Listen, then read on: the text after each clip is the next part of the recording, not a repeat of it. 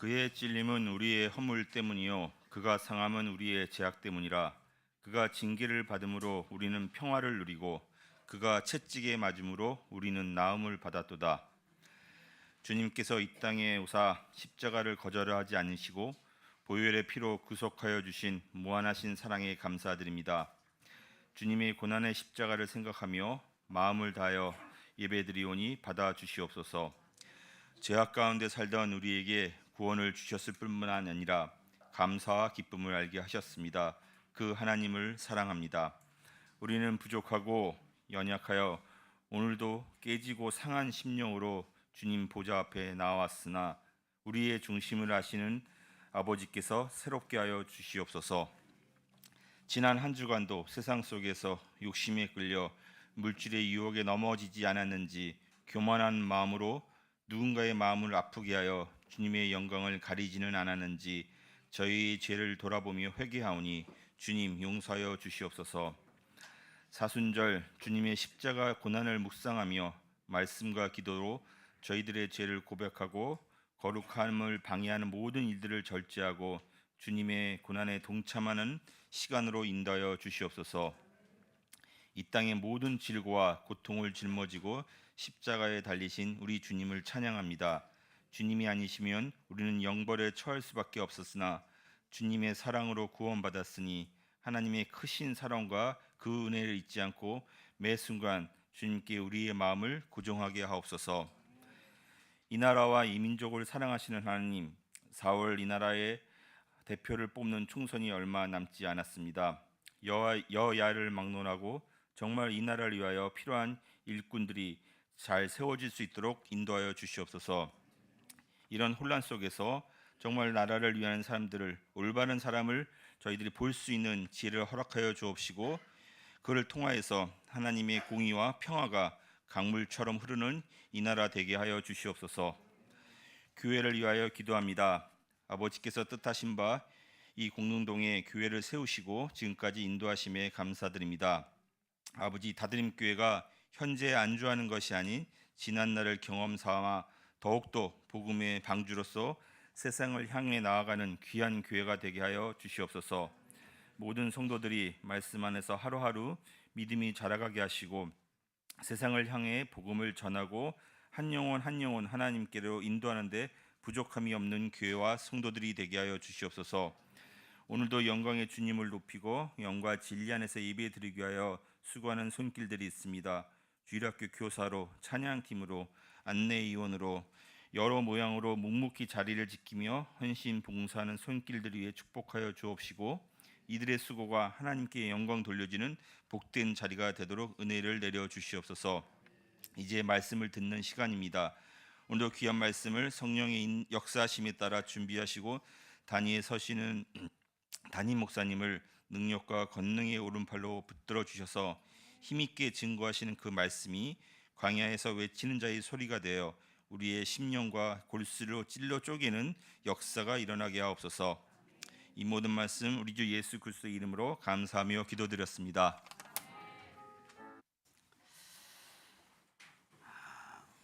만약 오랜 기다림 끝에 여러분 승리를 얻는다면 그 승리 후에 무엇을 하실 것 같습니까? 전쟁은 아니지만 저는 31살에 결혼을 하고 그때 아내가 27살이었는데 저한테 이러더라고요. 한 1년 정도는 아예 없이 그냥 살자고 그러면서 교제를 좀 더 하고 싶다고 그렇게 했는데 첫 아이를 낳기까지 유산을 한 2번 하였기 때문에 실제로는 한 2년 정도, 횟수로는 3년이 지난 뒤에 첫 아이를 출산했어요. 저희 부부에게 있어서는 그게 횟수로 2년이지만 장인 장모님에게 있어서는 큰딸이 29 정도쯤 되어서 첫 손녀를 받기 때문에 거의 한 30년이 되어서 그 가정에 출산이 이루어진 거예요. 사람이 태어난 거예요. 한 2, 3년 된 저보다도 긴 시간을 자녀들을 양육하고 또 결혼을 시키고 그래서 자녀를 통하여 또 손자 손녀를 기다렸던 어른들은 오히려 저보다도 더 그 손녀를 기뻐하는 것 같았어요. 저희가 임신했다고 그랬을 때 첫째가 성별도 모를 때에 장인어른은 항상 모세와 같은 아들을 주시라고 그러셨는데 낳은 아이가 모세와 전혀 상관없는 성별도 여자이고 보니까 아주 너무 속에 강단은 있을지 모르지만 별로 뭐 앞에 나서는 것은 정말 언제든지 하지 않는 그런 아이가 나왔어요. 그래서 첫 아이를 이제 병원에서 출산을 했는데 장인어른이 기도를 안 들어주셨다고 실망하셔가지고 첫날 오지도 않으시더라고요. 근데 이제 그 다음 날부터는 퇴근을 저희 집으로 하시거나 막 하시면서 너무 기뻐하셨어요. 한 30년 만에 얻는 손이니까 그 어른들의 마음이 어떨까요? 저는 정말 결혼 생활에서 2, 3년 만에 아이를 얻은 건데 뭐 또 다음에 또 낳지 이런 마음이 있더라고요. 그 과정도 물론 쉽지는 아니하였지만 우리 인생을 살다 보면 우리가 얻고 누리는 것이 긴 시간을 통해서만 또 그 여정을 차분히 가야지만 얻을 수 있는 것들이 정말 많지 않습니까? 오늘 이 본문이 그와 비슷한 것인데 이제 출애굽한 1세대들은 다 죽었고요. 2세대가 이제 출발을 하여서 자신들의 인생을 걸어가는 첫 번째 전쟁을 만나게 돼요. 그래서 이들이 이 21장 시작할 때에 이 가나안 출신의 아랏 왕이 와서 전쟁을 하였는데 이 전쟁은 약간 기습적인 전쟁이었어요. 뒤에서 쳤고 그 죽는 사람도 그렇게 많지는 않았어요. 이런 전쟁이 일어나서 사람이 잡혀가고 했을 때에 이 걷고 있던 사람들은 놀랍게도 하나님 앞에 서원을 하면서 기도를 하기 시작합니다. 이들이 이 전쟁에 있어서 먼저 이 배경이 되는 것은 20장에 보면 하나님께서 이 에돔과 싸우지 말라고 하였기 때문에 우회 길로 돌아가다가 이 전쟁을 맞이하였어요. 그러니까 하나님의 말씀대로 순종하였는데 사실은 어려움을 당한 거예요. 여러분 우리 모두가 다 하나님의 말씀에 순종했다라고 하면 그 다음에 오는 것은 당연히 그것이 크든지 작든지 좀 평안하고 누가 어려움도 없고 일이 다 잘 되고 이런 걸 기대하는데 이들은 순종하자마자 바로 전쟁에 돌입을 하게 되었습니다. 이 에돔 왕은 우리가 통행료를 다 내고 또 물값이든 무엇이든 하나도 당신들에게 손해나게 하지 않고 값을 지불할 테니까 길만 통과하게 해달라 이렇게 말해도 군사를 일으켜서 나왔어요. 그래서 우회하게 되었는데 사실 이스라엘 백성들은 형제와 싸우지 말라는 이 말에 순종하다가 오히려 가나안의 왕들의 이 공격을 받게 되었습니다. 그래서 20장 18절부터 21절 말씀에 보면 이렇게 말씀하고 있습니다. 읽습니다. 그는 이르되 20절입니다. 시작. 그는 이르되 에돔 왕이 많은 백성을 거느리고 나와서 강한 손으로 막으니 에돔 왕이 이같이 이스라엘이 그의 영토로 지나감을 용납하지 아니하므로 이스라엘이 그들에게서 돌이키니라. 이렇게 돌이켜서 우회로를 통하여 지금 가나안으로 들어가려고 하는데 이들 출애굽 1세대처럼 홍해를 건넌 일을 경험하지는 아직 않았어요. 그렇지만 이들이 기습 공격을 통하여 자신들을 공격하는 그런 가나안의 왕들을 만났을 때 그것이 비록 규모가 작았어도 이들은 하나님 앞에 의지하고 서원 기도를 해요. 서원 기도를. 그래서 21장 3절 말씀에 보시면 하나님 이렇게 말씀하십니다. 읽습니다. 여호와께서 이스라엘 자손의 목소리를 들으시고 가나안 사람을 그들의 손에 넘기심에 그들과 그들의 성읍을 다 멸하니라. 그러므로 이곳 이름을 호르마라 하였더라. 여기에 그들이 서원한 것을 들으시고 하나님이 가나안 사람들을 그 손에 붙였다는 것이에요. 하나님의 약속을 의지하였죠. 이들은 지금 먼저 하고 있는 것은 형제와 싸우지 말라는 이 말씀에 순종도 하고 있었고 그리고 또 이 전쟁이 일어났을 때는 하나님 앞에 가서 다시 묻기 시작을 했어요. 참 여러분 우리가 순종하고 있을 때 어떤 어려운 일들이 생기면 그때도 여전히 하나님 앞에 가서 물으실 수 있겠습니까? 이 일이 크든 적든 상관없이 뭐 작은 일이라고 그냥 무시하고 지나갈 수도 있겠지만 놀랍게도 이들은 나가서 서원기도를 드렸어요. 이 출애굽 2세대의 특징이 출애굽한 2세대들의 특징이 여기에 잘 나타나 있어요. 사실 21장은 그 얘기를 계속해서 하고 있는데 이들은 하나님의 말씀에 순종하였고 이들은 하나님을 의지하였다라고 말하고 있습니다. 우리가 아는 대로 출애굽기 17장에 보면 출애굽 1세대들도 아말렉과 싸웠잖아요. 그때 모세와 아론이 이렇게 손을 들고 한 사람은 바치고 그렇게 하고 여호수아는 나가서 전쟁해서 싸웠잖아요. 이들에게는 그런 모습은 없어요. 그냥 사람들이 와서 여호와께 서원하여 하나님 저 사람들 우리에게 주시면 우리가 올라가서 싸우겠습니다 라고 무슨 요란하게 막 포즈를 잡거나 그런 것도 아니에요. 그냥 하나의 단어로 되어 있어요. 모세처럼 손을 든 것도 아니고 아론처럼 그 밑에 가서 바치는 것도 아니었지만 그들 또한 하나님을 의지하였다는 거예요. 사랑하는 우리 성도 여러분, 저와 여러분이 이전에 어떤 모습으로 내 인생을 승리했다 할지라도 지금 어떤 어려움을 겪는다면 그것이 눈에 크게 보이든 작게 보이든 정말 하나님을 의지하십시다. 하나님은 참 그 서원한 대로 하니까 하나님의 약속이 이루어졌어요.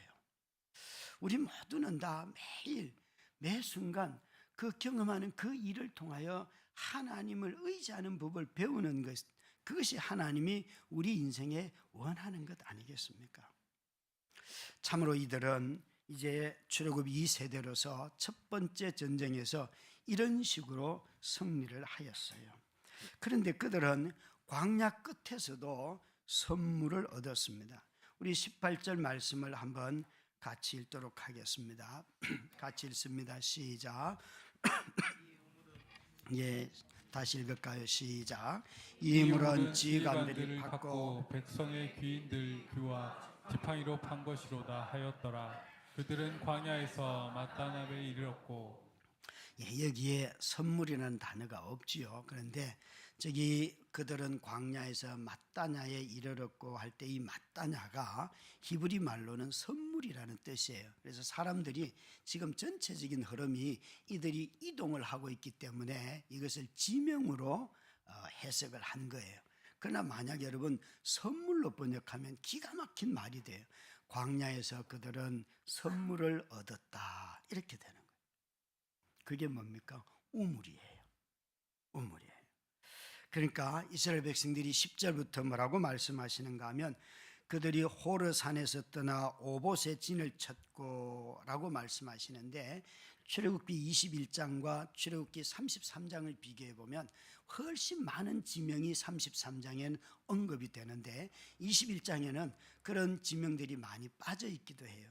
특별히 여기에 호르산에서 바로 오봇에 이르렀다고 되어 있지만 민수기 33장 41절부터 44절을 보면 그 사이에 호르산을 떠나서 살모나와 그 다음에 분원에 그리고 난 뒤에 오봇에 이르렀고 오봇에서 이에아바림에 도착하는데 이 이에아바림이 바로 이제 모압의 변경 즉 국경지대에 도착하는 거예요. 작은 마을들이겠죠. 그러니까 이 민수기 21장은 출애굽 2세대들이 하나님의 말씀에 순종하여서 어떻게 하든지 빨리빨리 그 약속의 땅으로 들어가려고 하는 그런 뉘앙스로 이것을 말하고 있어요. 그런데 그들이 지나가는 이 모든 여정의 특징이 이 10절부터 있는 본문을 보면 계곡이 많아요. 세렛 계곡을 지나고 또 어디 지나고 하면서 많은 계곡들이 지나는데 골짜기나 시냇가를 지나고 있어요. 이것은 다 와디라고 하는 실제 물이 흐르지 않는 엄청난 홍수가 왔을 때에 물이 흐르는 와디예요. 그럼 여러분 상상해 볼 것은 이스라엘 백성들이 이 출애굽 1세대들이 항상 광야를 걸으면서 골짜기를 걸으면서 뭘 했어요? 물 부족 때문에 원망을 했잖아요. 근데 이들은 이 세대들은 그들이 똑같은 광야를 걷고 골짜기를 걷고 있음에도 불구하고 물이 부족했음에도 불구하고 원망하는 모습이 이 본문에는 나타나지 않아요. 오히려 하나님이 뭐라고 말씀하시는가 하면 여호와께서 모세에게 명령하신 대로 그들이 잘 지나가는데 여기에 16절 17절 말씀을 보시면 오히려 하나님께서 그들에게 이렇게 말씀하세요. 읽습니다. 거기서 부엘에 이르니 부엘은 여호와께서 모세에게 명령하시기를 백성을 모으라 내가 그들에게 물을 주리라 하시던 우물이라. 그때 이스라엘이 노래하여 이르되 우물물아 솟아나라 너희는 그것을 노래하라. 아멘. 여기 정말 주목해 볼 것은 그들도 광야를 지나고 골짜기를 지남에도 불구하고 그들은 물을 달라고 하지 않고 하나님이 먼저 물을 주시겠다는 거예요. 물을 주시겠다는 거예요. 이곳이 어디인지는 모르지만 저와 여러분이 우리가 기억해야 할 것은 우리 삶의 인도자이신 그분은 우리가 어떤 길을 갈 때 무엇이 필요한지 다 알고 계시는 분이세요. 우린 참 하나님이 먼저 그들에게 와서 우물물아 솟아나라 라고 노래하라고 그들에게 약속했잖아요. 16절에 보시면 너희 백성을 모아라 내가 너희에게 물을 주리라 약속을 하였을 때 이스라엘 백성들이 모여서 먼저 노래하기 시작하였어요. 여러분 출애굽 2세대들은 물로 인하여 반역하지 아니하였어요. 불평하지 아니하였어요. 오히려 그들은 하나님이 선물로 주신 물이라는 것을 알고 이 마따냐를 지명으로 하지 않고 선물로 한다면 물을 하나님이 우리에게 선물로 주셨구나 하는 것을 깨닫고 엄청나게 노래했다는 거예요. 사랑하는 성도 여러분, 이들은 정말 광야의 삶을 살고 골짜기의 삶을 살아가면서도 하나님이 우리에게 물을 공급하시는 선물을 주셨다고 노래했다는 거죠. 우리가 일상에서 누리는 많은 것들, 조금 전에 불렀던 이 찬양에도 보니까 정말 날 사랑하심 그 찬양을 하기 전에 내가 기억해야 하는 것 주 날 사랑하시네 이 세상 그 무엇도 그 사랑 끊지 못해 내가 연약하고 부족해도 매일 넘어질 때에도 더 귀히 여기사 나를 더욱 사랑하셔. 여러분 우리가 먹고 마시고 호흡하고 친구를 만나고 또 때로는 상실의 어려움도 겪지만 그 속에 하나님이 주시는 선물들이 얼마나 많이 숨겨져 있습니까? 우리 삶을 돌아보면서 내가 골짜기만 볼 것이 아니라 그 골짜기에 박혀있는 보석 같은 이 선물들이 곳곳에 있잖아요. 자녀를 기르면서 자녀들이 참 삶을 어렵게 하잖아요. 그러나 그 자녀로 인해서 일어나는 많은 은혜들 또한 사실이잖아요. 성도의 삶을 살면서 교회가 분명히 선물임에도 불구하고 이 속에서 겪는 어려움들이 왜 없겠어요? 그러나 여러분 그 어려움 속에서 또 다른 주시는 선물들이 있지 않습니까? 있지 않습니까? 이번 주는 어떻게 신방을 가다 보니까 연세가 많으신 우리 어른들 신방이 제일 많았어요. 어느 한 분 어른이 5년 전에 제가 임종 예배를 드린 어른이에요. 왠가 하면 안달 장로님이 목사님 우리 어머님이 지금 곡기를 못 드셔서 어려우니까 오셔서 신방을 임종 예배를 드려 주십시오 그러시는 거예요. 그래서 가서 저는 장로님 가족과 또 퀘벡에 사는 그 아들까지 다 와서 같이 예배를 드렸어요. 그리고는 퇴근할 때마다 그 집에 가서 예배를 드리고 했는데 한 일주일쯤 매일 퇴근하면서 예배 드리니까 이 어른이 곡기를 다시 드시고 살아나셨어요. 지금 5년째 사셔요. 그리고 이런 건 널리 전파해야 되는데 그리고 이제 다시 우리 안미영 권사님, 전호연 장로님 가정으로 5년 뒤에 오시게 되셔서 신방을 가서 뵀는데 이 어른이 이러시는 거예요. 목사님 참 노년의 삶은 너무 외로워 이러시는 거예요. 아무리 자식 손자 다 있어도 그 마음의 허전함은 예수님 믿어도 잘 채워지지 않아. 그러면서 성도가 그립고 교회가 그립고 그러면서 다시 오시게 된 이유를 이렇게 말씀을 하시는데 참 여러분 교회는 선물이잖아요. 그죠? 교회는 선물이에요. 사랑하는 우리 모든 성도님들이 참 이렇게 인생의 허전함을 이야기하시는 그분의 눈빛을 보면서 제가 이해할 수 없었던 느껴보지 못했던 인생을 이렇게 먼저 살아가시면서 묵묵히 믿음으로 교회를 사랑하고 친구들을 그리워하고 말 한마디라도 아이고 젊은 사람들이 잘하지 이렇게 하시는 모든 것이 그분들에게 선물이라는 것을 다시 깨닫게 해주셨어요. 사랑하는 성도 여러분, 저와 여러분이 이 선물을 얻기 위해서 꼭 해야 할 것이 하나 있는데 반드시 두려움 대신에 약속을 붙잡아야 해요. 두려움 대신에 약속. 오늘 21절 22절 말씀에 보면 이제 다른 왕이 쳐들어와요. 이스라엘의 아모리 왕 시온에게 사신을 보내어 이 왕 시온은 동쪽에서 아주 강한 왕이지요. 이 바산 왕과 함께 나중에 가나안 땅에 들어갔을 때에 시온 왕과 이 바산 왕을 무찌른 이야기는 계속 회자되는데 거기에 있는 이 사람들이 전쟁을 하러 나와요. 그런데 헤스본은 너무나 강력한 도시라서 27절부터 29절 말씀에 보니까 이렇게 옛 시인들이 노래하는 그런 도시예요. 읽습니다. 그러므로 시인이 읊어 이르되 너희는 헤스본으로 올지어다. 시온의 성을 세워 견고히 할지어다. 헤스본에서 불이 나오며 시온의 성에서 화염이 나와서 모압의 아르를 삼키며 아르는 높은 곳의 주인을 멸하였도다. 모압아 내가 화를 당하였도다. 그모스의 백성아 내가 멸망하였도다. 그가 그의 아들들을 도망하게 하였고 그 딸들을 아모리인의 왕 시온의 포로가 되게 하였도다. 아멘. 암몬과 모압은 이스라엘의 형제들이잖아요.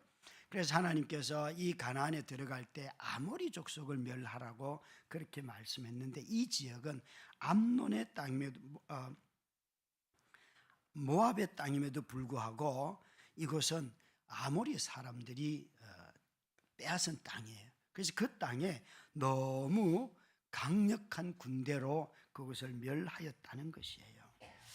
그래서 이들은 가는 곳마다 이들이 전쟁을 통하여서 자신들이 빼앗았다는 거예요. 시온 왕이 이렇게 자기를 지금 자랑해요. 나중에 사실 이 땅은 르우벤과 갓지파의 땅이 되기도 하잖아요. 그런데 이 황폐하게 하는 이 사람들을 이스라엘 백성들이 몰아냈다는 것이에요. 하나님의 약속의 말씀을 듣고 그들이 몰아냈는데 30절부터 32절까지 말씀을 보면 이스라엘 백성들이 이들을 몰아냅니다. 읽습니다.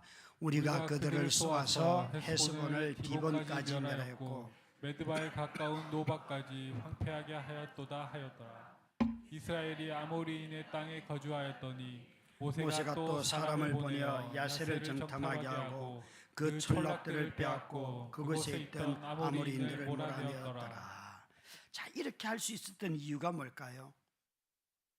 이렇게 할 수 있었던 이유가 하나님께서 이스라엘 백성을 향하여서 두려워하지 말라. 두려워하지 말라. 그들이 이전에 왔던 아랏 왕하고는 비교가 될 수 없는 아주 강력한 부족들이 나왔을 때에 하나님이 그들에게 34절에 뭐라고 말씀하시는가 하면 여호와께서 모세에게 이르시되 그를 두려워하지 말라. 내가 그와 그의 백성과 그의 땅을 내 손에 넘겼나니 너는 헤스본에 거주하던 아모리인의 왕 시온에게 행한 것 같이 그에게도 행할지니라. 참 우리 마음속에 하나님께서 정말 더 큰, 아니 조금 전에 겪었던 전쟁보다도 규모도 훨씬 크고 강력한 군대이고 그런 적군이 왔을 때 하나님께서 두려워하지 말라. 두려워하지 말라. 사실 우리 모두는 다 반복되거나 계속해서 삶이 더 나빠지는 환경을 경험할 때 모두가 다 지치고 싫어하는 경향이 있어요. 내가 또 이걸 해야 되는가? 라고 멈추게 되죠. 그런데 하나님이 이렇게 말씀하세요. 두려워하지 말라. 여러분, 이 두려움이 없어야지만 하나님의 약속의 말씀을 붙들 수 있습니다. 두려움이 우리 마음속에 가득하면 말씀이 들어와도 자꾸만 사라지고 없어요. 그래서 작심삼일이라도 좋습니다. 그냥 매 3일마다 새로운 말씀을 붙잡으셔도 그거 이겨나갈 수 있겠지요. 그런데 참 우리가 어떤 두려움은 잘 극복 안 되는 두려움이 있어요. 그런데 하나님은 이 광야에 40년을 살았던 사람들이 다시 전쟁 앞에 섰을 때 두려워하지 말라.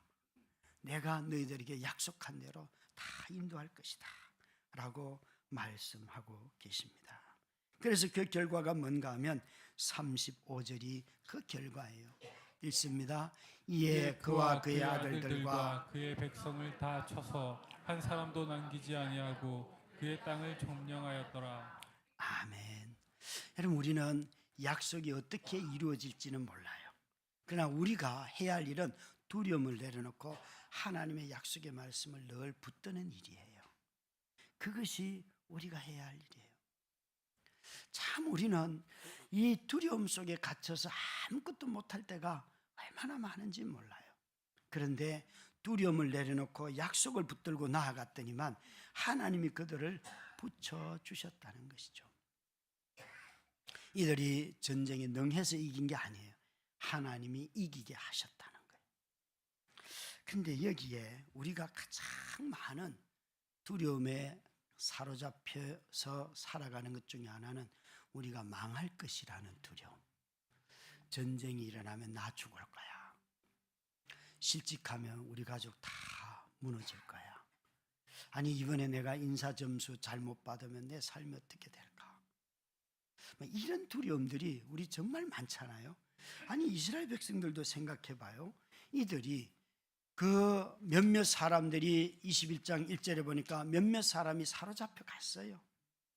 사로잡혀 갔는데 더 큰 군대가 나오고 더 강력한 사람들이 나왔을 때에 하나님이 너희가 올라가면 저 사람들 다 내가 너희에게 붙여주마, 가라. 그렇게 해서 올라갔어요. 여기에 이 사람들을 다 진멸하였다 하는 이 진멸이라는 단어를 한 사람도 남기지 아니하고 다 멸망시켰다 하는 이 말이 우리는 사실 불편해요. 왠가 하면 하나님이 이방인은 그렇게 마음대로 다 죽여도 됩니까? 자기 백성을 위하여서 라는 것이 우리 항상 우리 마음속에 있는, 하나님이 구약에서 다른 어떤 것보다도 사람들이 진멸하라는 이 말이 잘 받아들여지지 않아요. 그런데 진멸이라는 이 말은요, 좀 이해할 필요, 이 단어의 뜻을 좀 이해해야지만 그래도 어떨 때는 좀 다르게 이해할 수 있는 가능성이 열립니다. 첫 번째로 하나님이 헤렘이라고 하는 모든 사람을 진멸하라고 하는 첫 번째 대상은 모든 우상 숭배자들은 다 죽이라는 거예요.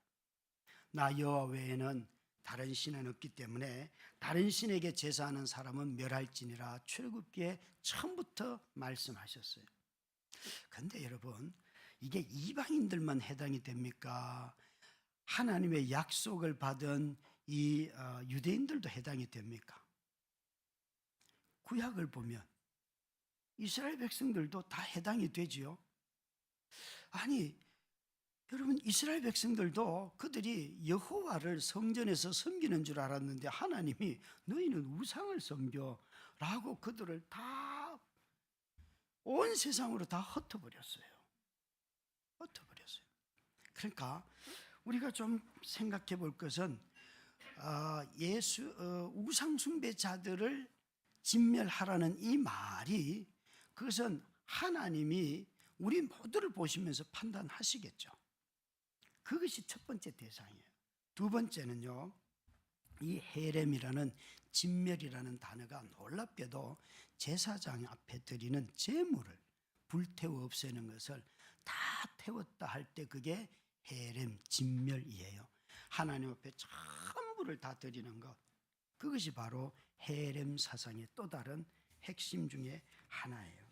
그래서 여기에 이 하나님 앞에 드려지는 모든 것 중에서 이스라엘 중에서 특별히 드린 모든 것은 내 것이 되고 할 때 제사장들이 화목제물로 먹는 음식, 그것을 바로 헤렘 사상의 진멸과 똑같아요. 그러니까 앞에 것은 멸망의 뜻이라면 뒤에 것은 내가 하나님 앞에 다 온전히 헌신한다는 뜻도 이 헤렘 안에는 있는 거죠. 근데 우리를 가장 불편하게 하는 것은 이제 21장에 이방인들을 전쟁으로 이렇게 아무리 사람을 다 죽여도 됩니까? 하는 것이 사실 우리를 가장 불편하게 해요. 그래서 21장 3절에도 보면 성읍을 다 멸하니라 이렇게 말하였고, 이 마지막 35절에도 한 사람도 남기지 아니하고 그 땅을 다 쳐서 멸하였다 말씀을 하세요. 아마 여러분, 우리 김영경 장로님과 여러분이 성경 공부를 구약 개론을 하면 이렇게 바산 왕 옥이든지 또 시온 왕이든지 간에 이들이 나중에 7세기나 8세기, 9세기 가면 막 살아가지고 막 다 멸망한 줄 알았는데 다 살아가지고 이스라엘을 괴롭히고 막 그런 거 해요. 이들 다 멸망당하지 않았어요. 멸망당하지 않았어요. 아마 여러분, 구약의 헤렘 사상의 제일 모티브가 되는 게 소돔 고모라 아닐까요? 소돔 고모라. 곧 한 지역의 성이잖아요, 그죠? 전체를 하나님이 다 멸망시킨 적이 없어요. 우리 하나님이 이 말씀을 하시는 것을 두고 리처드 도킨스라고 하는 그런 학자가 이렇게 말했어요. 이 세 번째 개념, 사람을 다 죽이라고 하는 이 개념을 가지고 이렇게 그는 말했어요. 원한을 품고 피에 굶주린 인종 청소자가 하나님이다. 여러분, 이렇게 정말 한 도시와 한 나라를 다 멸망하면 정말 그렇게 보이지 않겠습니까? 심지어 목사였다가 신앙을 버린 댄 바크라고 하는 목사님은 이 헤렘 세상을 가지고 책을 썼는데, 모든 허구 중에 가장 불쾌한 인물이 있는데 하나님이다.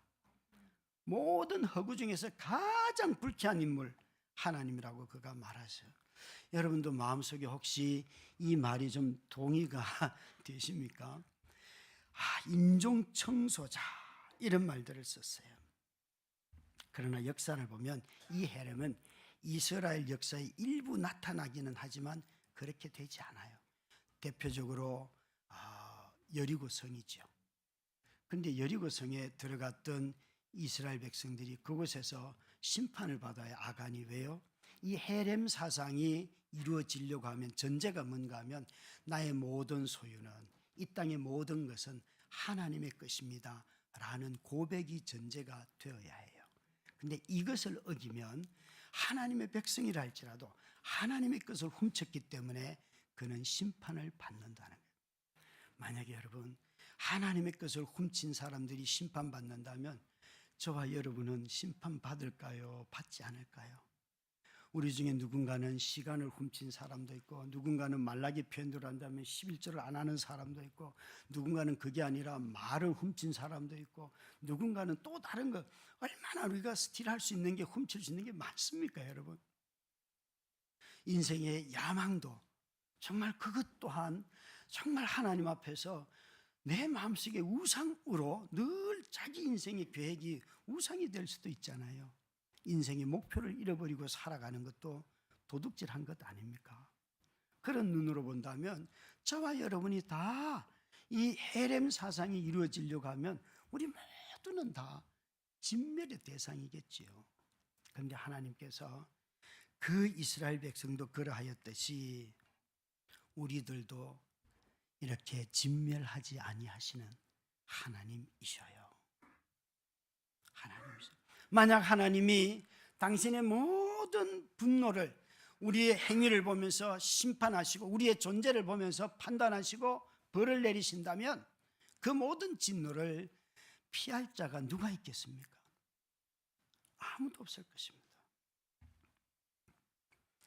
만약 도킨스가 정말 굶주린 인종 청소자라고 하나님을 비난하려고 한다면 20세기에 일어났던 이 정오의 시대에 일어난 수많은 학살 사건들을 그가 넘어가는 거죠.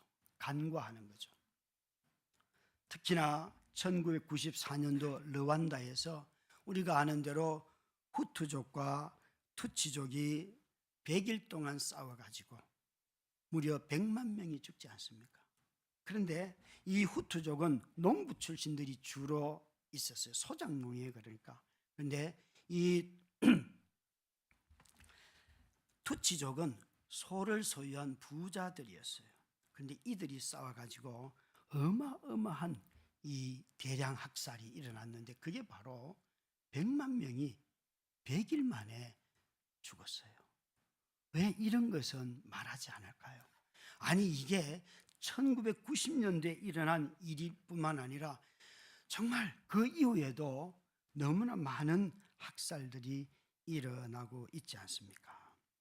그런 점에서 오늘 이 민수기 21장은 우리에게 이스라엘 백성들이 자신들이 서원한 것을 하나님에 붙여주셔서 선물로 받은 것들, 그것이 우물일 수도 있고 전쟁의 승리일 수도 있어요. 그것을 하나님 앞에 첫 열매로 드릴 뿐만 아니라 그 우물을 팔 때 보면 누가 파는가 하면 지도자들이 파요. 지도자들이면서 자신들의 첫 열매를 드리고 지도자들이면서 우물을 파라고 할 때에 그들이 희생하여 자신의 삶을 드리지 않습니까? 이전에는 물이 나올 때에 지팡이로 바위를 치면 나왔지만 이번에 물은 그렇게 나오지 않고 지도자들의 희생을 통하여서 물을 얻었어요. 물을 얻는 지도자의 희생, 자신을 첫 열매로 드리고 진노였지만 오히려 우리에게 선물로 생수를 주시는 이 이미지를 다 더해 놓으면 이분이 누구세요? 이분이 바로 구약 성경에서 우리에게 말하고 싶은 그리스도이신 거예요. 여러분, 저와 여러분이 해렘을 당하지 않는, 진노를 당하지 않는 유일한 이유는 단 한 분 그리스도께서 이 해렘을 당하셨기 때문에 저와 여러분은 찬양할 때 우리는 진노 당하지 않습니다 라고 말할 수 있는 이유가 여기에 있는 것이에요. 여러분, 죽음이라고 하는 인생의 파괴 앞에서 우리를 구원하실 분이 있을까요? 없을까요? 하나님의 것을 훔치는 자들을 하나님이 진노하고 판단한다면 이 벌을 피할 자가 아무도 없을 터인데 우리에게 있어서 이 벌을 피하게 하시던 분이 바로 그리스도라는 것입니다. 누가 우리를 대신하여 하나님의 완전한 심판을 받았습니까? 예수 그리스도이십니다. 누가 우리를 대신하여 하나님의 모든 분노의 잔을 마셨습니까? 아니, 여전히 우리는 돈도 섬기고 하나님도 섬기는 우상 숭배자인 우리를 향하여서 누가 해렘이 되시고 우리를 여전히 이 땅에 살게 하십니까? 아니, 하나님의 진노 앞에서 마지막 그 피 한 방울까지, 땀 한 방울까지 다 쏟아내시면서도 자신이 고통 죽게 되었다고 예수님 그런 말씀하시는 분이 아니잖아요. 내가 죽게 생겼습니다 이렇게 말씀하시면서도 그 자기를 찌르고 비난하는 자들을 용서하시는 분이 누구이셨습니까? 그리스도 그분이십니다. 예수 그리스도만이 이 하나님의 진노의 잔을 다 마시고 자기를 우리에게 드려서 우리의 인생에 선물로 우물물을 주시는, 정말 생수를 주시는 분이 바로 그리스도이십니다. 예수 그리스도는 우리를 위하여서 해렘이 되셨습니다. 하나님으로부터 버림받은, 완전히 버림받은 유일한 한 사람이 되셨습니다. 예수 그리스도께서 자신을 완전히 하나님의 진노 앞에 드림으로 말미암아 저와 여러분이 오늘 당신의 백성이 되어 살고 있는 것입니다. 그래서 스탠리 하우어워스는 이렇게 말했습니다. 예수님은 세상을 위하여 아버지의 시편이 되셨다. 우리가 노래하는 이유, 찬양하는 이유, 그것은 그분이 우리를 위하여서, 세상을 위하여서 자신을 다 드렸기 때문에 우리는 오늘도 찬양하며 그 예수 그리스도를 높이는 것입니다. 우리 모든 성도 여러분, 첫 열매가 되신 다 자기를 드린 예수 그리스도가 참으로 우리의 주이신 것을 기억하며 우리의 삶에 또 새로운 일을 만날지라도 다시 주를 의지하고 약속을 붙들고 살아가는 우리 모두가 되시기를 주의 이름으로 축원합니다.